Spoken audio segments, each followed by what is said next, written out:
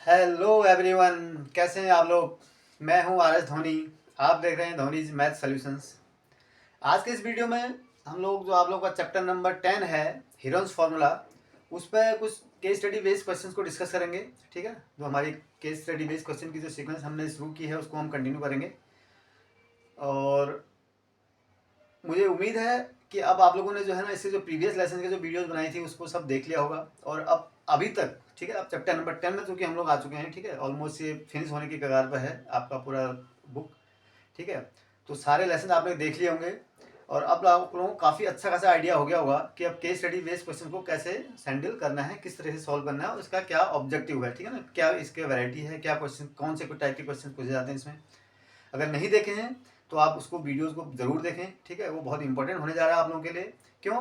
क्योंकि ये case study based question आपके एग्जाम में डेफिनेटली आएंगे ही आएंगे। ठीक है ना, वैसे तो एज पर सीबीएसई की जो गाइडलाइंस है उसके अकॉर्डिंग कम से कम 12 मार्क्स का आपको वहाँ पूछा जाना चाहिए इसको। ठीक है, लेकिन क्या है कि किसी स्कूल में पेपर आपका होम एग्जाम होता है। ठीक है, तो पेपर का पैटर्न थोड़ा वेरी कर जाता है, लेकिन इतना डेफिनेट है कि आएंगे आएंगे आपके एग्जाम में। ठीक है ना, पूछे जरूर जाएंगे आपके वहाँ से। ठीक है, तो नया पैटर्न है इसलिए आपको इसको प्रैक्टिस करनी है और अच्छे खासे बहुत आसान से क्वेश्चन होते हैं, थोड़ा सा आपको समझने की जरूरत होती है और आसानी से आप मार्क सिक्योर कर सकते हैं।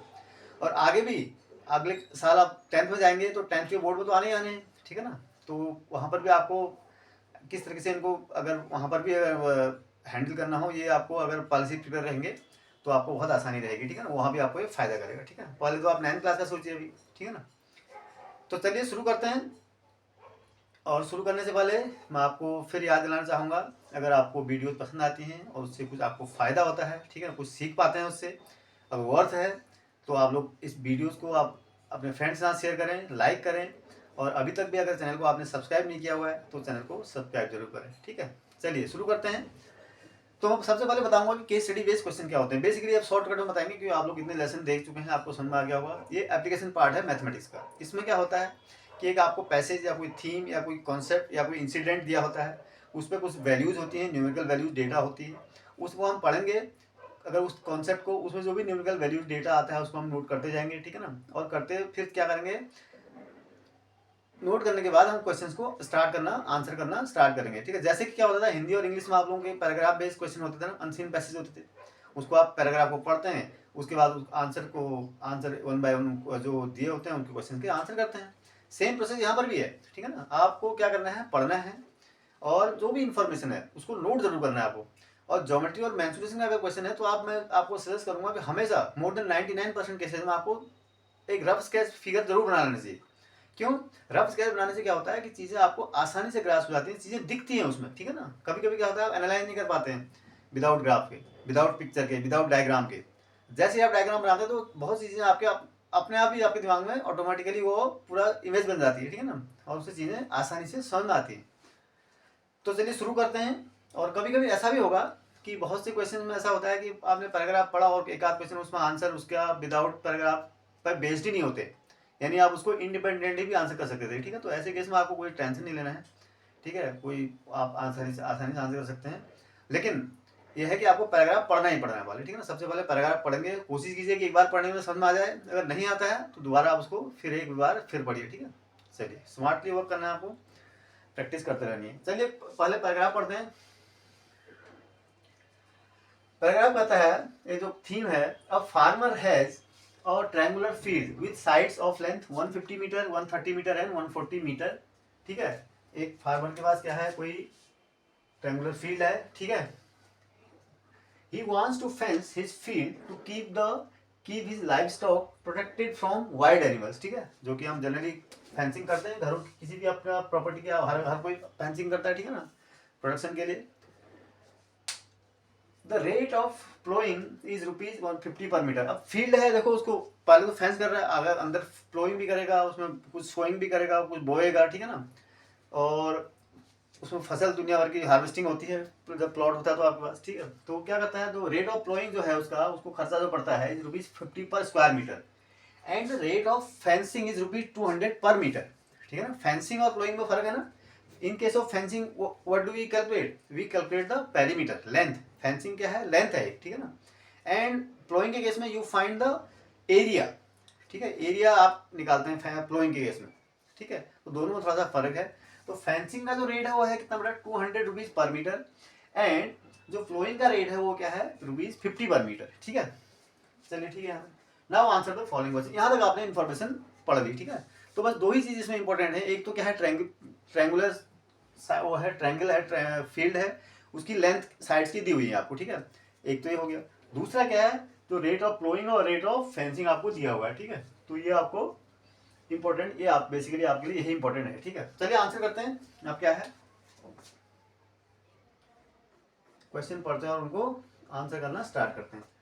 What is the semi perimeter of the field? तो सेमी पेरीमीटर निकालना तो क्या है, perimeter divided by 2। Perimeter is the length of the sides, ठीक है नहीं, length of all the sides of the triangle, यानी sum of the lengths of the sides of the triangle is called its perimeter. Semi perimeter means same means half, divide that number by 2। So semi perimeter या S भी कह सकते हैं, generally हम note करते हैं क्या होता है, S is equal to A plus B plus C by 2, where A B C are sides of the triangle. ठीक है, ट्रायंगुलर फील्ड है तो ट्रायंगल हमें बेसिकली हमारे लिए ट्रायंगल ही है। ट्रायंगुलर फील्ड का मतलब वी विल कंसीडर फील्ड विड हम कंसीडर नहीं करेंगे इसमें। ठीक है ना, हम तो बस ट्रायंगल है, वो ट्रायंगल शेप है, हमें बेसिकली डायमेंशन से मतलब उसके। तो कितना है 150 प्लस 130 प्लस 140 डिवाइडेड बाई 2, कितना हो गया, इसको प्लस करो। ठीक है,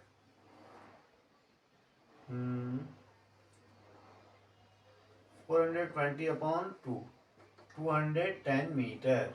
this is the perimeter, sorry semi perimeter. S क्या होता है यहाँ पर, सेमी पेरीमीटर का ध्यान देना। A plus B plus C is perimeter and A plus B plus C divided by 2 is the semi perimeter. ठीक है ना, it is usually denoted by S while we use the Heron's formula. ठीक है ना, चलिए third second में चलते हैं।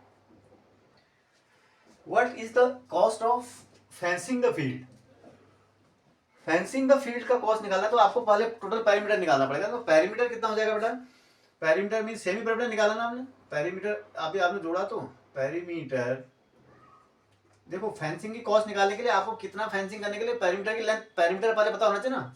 Perimeter of the triangle field equal to कितना था बेटा, ये देखो 420 आया ना, ऊपर प्लस किया था आपने। ठीक है ना, सो कॉस्ट ऑफ फेंसिंग यानी कॉस्ट ऑफ फेंसिंग आप इजीली निकाल सकते हैं। क्या भाई, इतना लंबा आपको फेंस करना है और 1 मीटर का कॉस्ट कितनी है, ₹200 पर मीटर। 1 मीटर की कॉस्ट कितनी आ रही फेंसिंग की, 200, और इतने की कितनी आएगी, सो ₹200 इंटू 420 मीट। ठीक है ना, ये हो गया राइट। अब इसको मल्टीप्लाई कर दो आप, कितना हो गया, 30 तो आएंगे। ठीक है, उसके बाद 2 2 जा 4, 2 4 जा 8, कितना हो गया, 84,000 rupees 84,000 is the cost of fencing. बहुत आसान है, टाइम कम लगा आपका। ठीक है, now come to question number third. Question number third में क्या था, find the area of the plot. ठीक है, या फील्ड, प्लॉट या फील्ड एक ही बात है। ठीक है ना, एरिया ऑफ द, इसको फील्ड कर दूं, फील्ड कर देता हूं। ठीक है, एरिया ऑफ द फील्ड, तो इस फील्ड का एरिया निकालना। आपको क्या निकालेंगे, आप सीधे से क्या निकालेंगे, हीरन्स फॉर्मूला आप जानते हैं। एरिया इज इक्वल टू क्या हो जाएगा, area is equal to Heron's formula क्या होता है बेटा, S minus A S minus B S minus C square root of this whole quantity, right.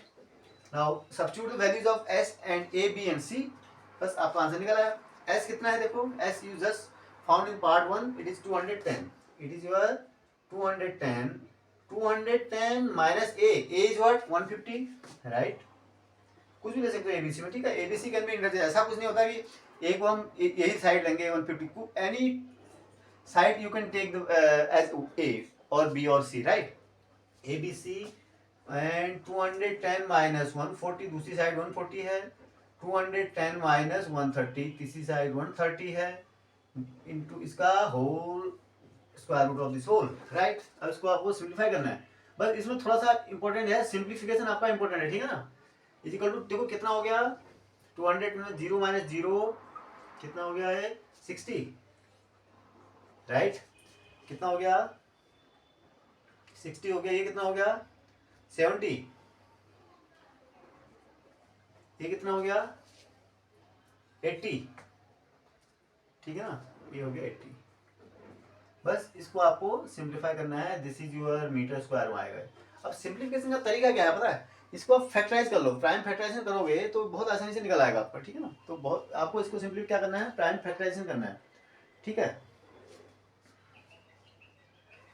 तो बस आपको बेसिकली क्या है, देखो इसको ऐसे करो आप, इसको मैं लिख दूँ 210 को 20 इंटू 21 इंटू 10 लिख देता, इंटू क्या हो जाता है 7 इंटू 3 इंटू 10, ठीक है। इसको ऐसे लिख दूँ 7 इंटू 3, ठीक है, और इंटू 10, ठीक। इसको क्या लिख दूँ मैं आपको वो बता रहा हूँ किस तरीके से आप शॉर्टकट करेंगे, ठीक है ना। 60 को क्या लिख दूँ मैं, क्या लिख देता हूँ 10 इंटू 6, यानी 3 इंटू 2 इंटू 10, ठीक है, ये तो लिख सकता हूँ।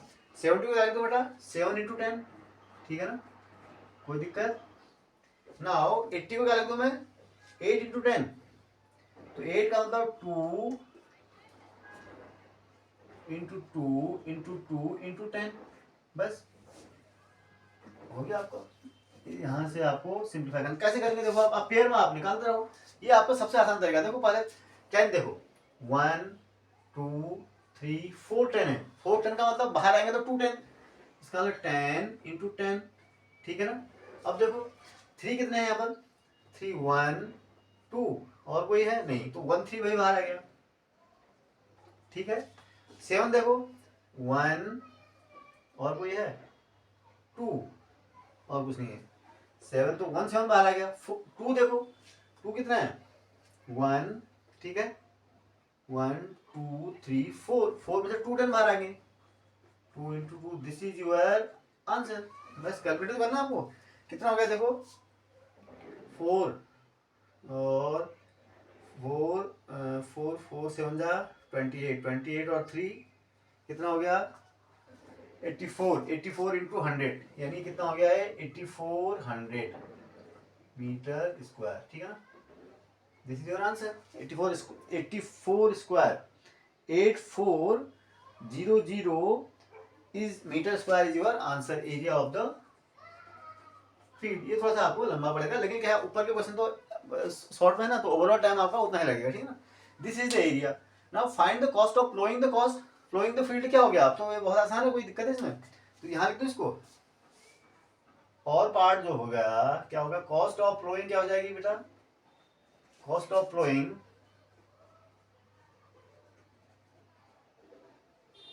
इज इक्वल टू, देखो एरिया, टोटल एरिया इतना आपको फ्लो करना है, कितना 8400 मीटर स्क्वायर, और 1 मीटर स्क्वायर की कॉस्ट कितनी है, कितना आता है ₹50, तो इतने इसको मल्टीप्लाई कर दो आप, ₹50 इंटू 8400, यही ना 20 है 30 है, it is your 20 right, 84200 meter square, ठीक है। मल्टीप्लाई करो, कैलकुलेशन में कोई मिस्टेक हो तो देख लो, ठीक है। 1 2 एक 30 तो आएंगे, 5 5 4 जा 20, ठीक है, 5 4 जा 20, 5 8 जा 40, 40 और 2 42, ये रुपीज, तो इतना आंसर आ गया आपको, ठीक है। तो 4,20,000 रुपीज इज योर आंसर, ठीक है, ठीक। ये फ्लोइंग की कॉस्ट है, ठीक है ना। और ठीक है, तो इस तरीके से आप इस क्वेश्चन को सॉल्व करेंगे, और बहुत आसान से क्वेश्चन होते हैं, आपको सिंपली चीज़ों को हैंडल करना आना चाहिए, ठीक है, स्मार्ट वर्क करना आना चाहिए। जैसे यहाँ पर है, अगर आप उसको कैलकुलेट करेंगे पूरा, ठीक है ना, और उसके बाद फिर स्क्वायर रूट निकालेंगे तो लेंथी में वो डिवीजन मेथड से तो इतना लंबा हो जाएगा। You have to do smart work, just factorise it, और कोशिश करोगे चीज़ें पेयर में आ जाए, जो पेयर में नहीं आता उसको स्क्वायर रूट के अंदर में छोड़ दो फाइनली, तो it will be easier for you to calculate, and it will also save your time while during your examination, ठीक है ना। तो आपको वो भी काम करना है, क्योंकि मैथ्स का पेपर जनरली क्या होता है, इट इज लेंदी, और ये हमेशा आपका टाइम कम ही रहेगा, और पेपर छूटने के चांस ज़्यादा होते हैं if you do not work smartly, right, if you do not use short tricks, shortcuts, तो ये आपको करना ही पड़ेगा। और ये कब आएगा आपको, जब आप व्हेन यू प्रैक्टिस, ठीक है ना, प्रैक्टिस आपको बहुत जरूरी है, ठीक है। चलिए एक और क्वेश्चन देखते हैं, ठीक है, हीरोन्स फार्मूला पे केस स्टडी बेस्ड क्वेश्चन का। पहले हम क्या करेंगे, केस पढ़ो, पूरा पैराग्राफ पढ़ते हैं, ठीक है। क्या है पैराग्राफ हमारे पास जो दिया है, जो इंसिडेंट दिया है वो क्या है, और ट्रायंगुलर पार्क है sides 150 meter, 120 meter and 80 meter. ठीक है, एक कोई ट्रायंगुलर पार्क है जिसकी आपकी लेंथ ऑफ साइड्स दी है, मतलब एक ट्रायंगल दिया हुआ है। बेसिकली आपके लिए क्या इंपॉर्टेंट है, it is a triangle having the sides of length 150 meter, 120 meter and 80 meter, right. Now a gardener has to put a fence all around it. ठीक है, फेंसिंग करनी है ग्राउंड उसको, इट्स अ यूजुअल, ठीक है ना, and around it also plant grass inside. ठीक है ना, और उसमें क्या करनी है, ग्रास भी लगानी है पार्क में। ठीक है ना, जैसे कि यूजुअली होता है। Now answer the following question. आपको क्या करना है, इसके बेस पे यही डेटा आपको दिया हुआ है। ठीक है ना, क्या दिया हुआ है, बेसिकली एक ट्रायंगल है whose sides have been given, that's all. ठीक है, आपके लिए बेसिकली क्या इंपॉर्टेंट है कि जो ये साइड्स दी है इसके अंदर में, जो साइड्स जो हमारा ट्रायंगुलर पार्क है उसकी लेंथ क्या है, हमारे लिए बेसिकली यही इंपॉर्टेंट है। We will consider this park as a triangle having these sides, right. Now answer the following question. तो हम क्या करेंगे, क्वेश्चन को वन बाय वन पढ़ते हैं और उसके आंसर करते जाते हैं। बहुत सिंपल होता है। देखो कैसे करेंगे, नंबर 1 क्वेश्चन में आप आओ। First read the first question. It is find the perimeter of the park. तो पेरीमीटर निकालना इट्स सिंपलेस्ट वर्क। ठीक है, तो पेरीमीटर ऑफ द पार्क क्या हो जाएगा, perimeter of the park, perimeter of the park क्या होगा बेटा, it is just the sum of the sides. ठीक है ना, नॉट सेमी पेरीमीटर। ध्यान देना, पेरीमीटर और सेमी पेरीमीटर में don't confuse. Semi perimeter means you have to divide the perimeter by 2। It is generally denoted by S. कभी कभी perimeter पूछ देता है, कभी कभी सेमी पेरीमीटर, और बच्चे बड़ी गलती करते हैं, पेरीमीटर निकाल के छोड़ देते हैं। If it is asked perimeter, it's okay, right, you have to add the sides just. If you have, yeah, if the question is asking about the semi perimeter, then you have to divide the perimeter by 2.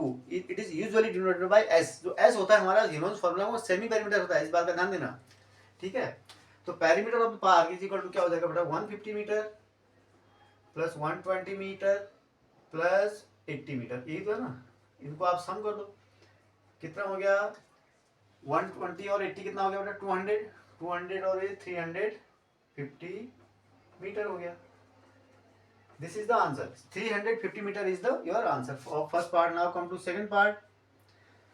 Find the cost of fencing it with barbed wire at the rate of rupees 20 per meter, leaving a space 3 meter wide for a gate on the side. देखो यहाँ पर क्या दिया हुआ है, अगर आपको खाली पूछा था पूरे पूरे पार्क को अगर पार करना होता, ठीक है, पूरे पार्क को अगर हमें वायर लगानी होती, फेंसिंग करनी होती, तो हम क्या करते, पेरीमीटर को सिंपली इससे डिवाइड, कॉस्ट निकालने के लिए जितना पेरीमीटर है उसको 20 से डिवाइड कर देते, सॉरी मल्टीप्लाई कर देते, तो हमारी कॉस्ट निकल आती। बट यहाँ पर एक आपको थोड़ा सा एक ब्रेक दिया हुआ है। क्या दिया हुआ है, थोड़ा सा इसमें ट्विस्ट ये है कि आपको क्या करना है, एक साइड में 3 मीटर का गेट भी छोड़ना है, गेट के लिए स्पेस छोड़ना है। तो गेट के लिए स्पेस छोड़ने का मतलब वहां पर तो वायर नहीं लगेगा ना, तो जितना लेंथ हम गेट के लिए छोड़ेंगे, जो लेंथ होगी उसकी, वो लेंथ हम अपने पेरीमीटर से माइनस कर देंगे। बात समझ रहे, देखो इस टाइप का फिगर होगी। अगर ये ट्रायंगुलर शेप ऐसे है, हमें चारों तरफ वायर लगाना है, फेंसिंग लगानी है, ऐसे लगानी है, ठीक है, ये हमने वायर लगाया, राइट। लेकिन हमें क्या कहता है कि 3 मीटर का यहाँ पर ओपन छोड़ना है, यहाँ पर, यानी इसमें हमको वायर लगाना ही नहीं है, जस्ट फिर यहाँ से यहाँ पर लगाना है, राइट। तो यानी ये जो डिस्टेंस है, ये तो आपको क्या होगा, ये तो माइनस करनी पड़ेगी ना पेरीमीटर में से, तभी तो आप कॉस्ट निकले। तो इतना कम तार लगेगा आपके पास, जो बार्ब वायर है वो क्या इतना कम लगेगा ना, तो आप क्या करोगे, cost of wire is equal to हो जाएगा, कॉस्ट ऑफ वायर, देखो 1 मीटर का कितना रुपीज है, 20 रुपीज, देखो इज इक्वल टू ₹20। कितना कितना लंबा आपको वायर चाहिए, 350 मीटर, तो उसका पेरीमीटर है। इसमें से 3 मीटर का गेट छोड़ना है स्पेस, तो आपको 3 मीटर क्या करना पड़ेगा, माइनस करना पड़ेगा, इंटू 350 माइनस 3 मीटर, ठीक है ना। तो क्या हो जाएगा, ₹20 इंटू 347, ये आपका आंसर हो गया, ठीक है ना। तो इसको मल्टीप्लाई कर लो आप,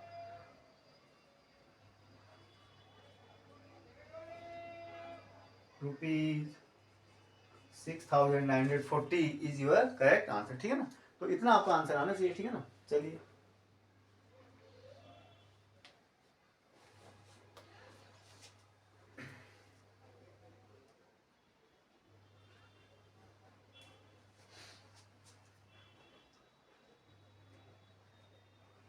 ठीक है, चलिए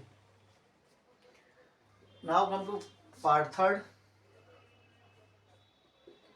थर्ड पार्ट में क्या है, देखो थर्ड पार्ट में क्या कहता है, how much does the farmer need to plant, how much does the farmer need to plant grass, how much does he need to plant. अच्छा, वो क्या करना चाहता है, क्वेश्चन में क्या लिखा हुआ है आपने ऊपर, he also plant grass in side, plant, अच्छा ग्रास को प्लांट करने के लिए कितना उसको, ठीक है, क्या उसका कॉस्ट आएगी निकालने, तो बस इसके लिए पहले इसके लिए आपको एरिया निकालना पड़ेगा। तो यहाँ पर देखो एरिया निकालने के लिए क्या होगा, एस इज इक्वल टू क्या होगा, एस मीन सेमी पेरीमीटर ना, semi perimeter will be what, perimeter का half 350 divided by 2, it is equal to कितना हो गया बेटा 175, ठीक है, ठीक है, ये सेमी पेरीमीटर। तो एरिया ऑफ द ट्रायंगल क्या हो जाएगा, एरिया ऑफ द पार्क क्या हो जाएगा, area of the park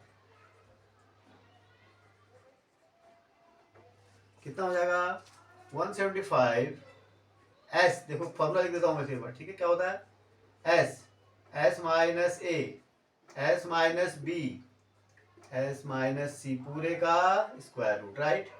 S कितना है 175, जस्ट वैल्यू जो आपको पुट कर देनी है 175 माइनस 150, ठीक है ना, ठीक है, और 175 माइनस 120, ठीक है, एंड फाइनली 175 माइनस 80 इस पूरे का स्क्वायर रूट, ठीक है। तो इसको आप सिंप्लीफाई कर लो, कितना हो जाएगा 175 तो ऐसे ही रहेगा, ये कितना हो गया 175 में से 150 क्या कितना हो गया बताओ 25, ठीक है, 175 में से 120 क्या कितना हो गया, ये हो गया 5 का 5, 7 माइनस 2 हो गया 5, 55, ठीक है ना, 55 हो गया, ठीक है, और 175 में से 80 क्या कितना हो गया, दिस इज योर 5, ठीक है, 5 तो ऐसे रहेगा, और 95, ठीक है ना, तो ये आपका एरिया हो गया, ठीक है ना। अब इसको आपको सिंप्लीफाई करना है, this is your metre square हो गया, सिंप्लीफाई करने के लिए क्या होगा 175 को आप फिर जो है क्या करो, इसका एक ही तरीका है क्या, 175 को आप फैक्टराइज करो, 125 को फैक्टराइज करो, और देखो 125 को क्या लिख सकते हैं आप, तो वो होता है आपका 5 इंटू 5 इंटू 7, ठीक है, ये तो होगा 5 इंटू 5 इंटू 7, और फिर 5 इंटू 5 लिख दिया आपने, ठीक है, 5 इंटू 5, ठीक है, 5 इंटू 5 हो गया, इंटू 55 कितना हो गया 55 क्या 5 इंटू 11 लिख दो,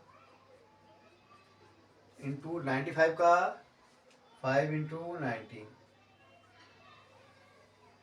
ठीक है, this is your metre square, right. अब यहाँ पर देखो क्या है, अब आपको पेयर में आप लिख दो 1 2 3 4 5 6 6 5 है ना, तो क्या हो गया यानी 3 5 बाहर आ जाएंगे, 5 इंटू 5 इंटू 5 ये हो गया, उसके बाद और कोई चीज़ कॉमन है,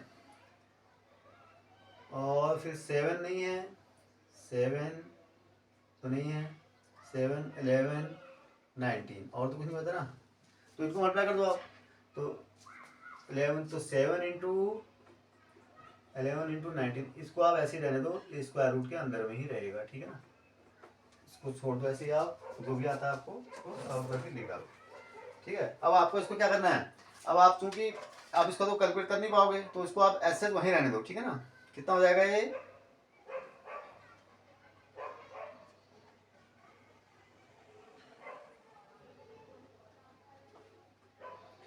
1463, it is your 1463, ये हो जाएगा आपका 125 मीटर स्क्वायर, ये आपका आंसर हो गया, दिस इज योर आंसर, ठीक है ना,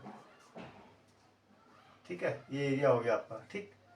नाउ कम टू किस में पार्ट में, अगले पार्ट में आ जाओ, कौन सा पार्ट है लास्ट, और पार्ट इसका, ठीक है ना, और पार्ट में क्या करना है, देखो एरिया इतना निकल गया आपका, अब क्या निकालना, find the cost of grossing the field at ₹100 पर मीटर स्क्वायर।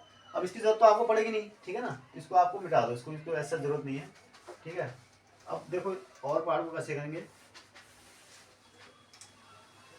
कोई इन्फॉर्मेशन ज़्यादा दी होती है तो अगर नहीं यूज हो रहा है कोई ऐसी दिक्कत नहीं है, ठीक है ना, आप मत यूज करिए उसे, यूज होता है तो कर लीजिए, ठीक है।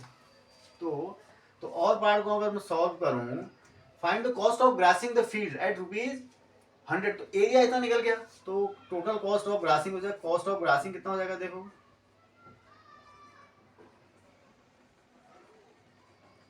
Grossing the field is equal to कितना हो जाएगा बेटा, इसको 100 से मल्टीप्लाई कर दो, यानी रुपीज क्या है, ए 1 मीटर स्क्वायर की रुपीज कॉस्ट 100 है ना, इनटू 125 रूट कितना 1463, ठीक है। इसको 100 से मल्टीप्लाई कर दो, आंसर को आप ऐसे रहने दो, ठीक है। अगर इसका अगर स्क्वायर रूट की वैल्यू नहीं दी है तो आपको निकालने की जरूरत नहीं है, ठीक है ना। आप इसको इस फॉर्म में, तो 125,000,1463 मीटर, ये रुपीज आपका आंसर हो गया। तो इस तरीके से आप इसको सॉल्व करेंगे, ठीक है। ये भी और पार्ट में हो गया।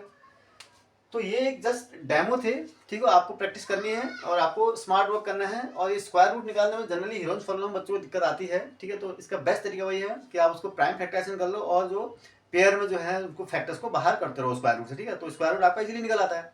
अगर आप लेंथी मेथड से करेंगे, एक बार कैलकुलेट करेंगे, एक बार उसके पूरे को मल्टीप्लाई करेंगे इतने लंबे चौड़े को, ठीक है। फिर उसके बाद क्या करेंगे, फिर उसका स्क्वायर रूट निकालेंगे डिवीजन मेथड से, तो वो आपका टाइम ज़्यादा बर्बाद वेस्ट हो जाएगा, ठीक है ना। तो इसलिए आपको ये वर्क करना है, इस तरह से आप करेंगे तो आपको ये ईजियर बैठेगा, ठीक है। तो ये क्वेश्चन को आप प्रैक्टिस कर लीजिए, ठीक है। तो मिलते हैं अगली वीडियो में, और जाने से पहले फिर मैं आपको एक बार याद दिलाऊंगा कि अगर आपको वीडियो अच्छी लगती है, कुछ फ़ायदा होता है, आपको लगता है कि आपको सीख पाते हैं इस वीडियो से, ठीक है, तो आप वीडियोज़ को अपने फ्रेंड्स के साथ शेयर जरूर करें, और साथ ही साथ लाइक करें। और अभी तक भी अगर आपने चैनल को सब्सक्राइब नहीं किया, यानी आप नए हैं अभी तक भी, तो आप चैनल को ज़रूर सब्सक्राइब करें, ठीक है। Thank you.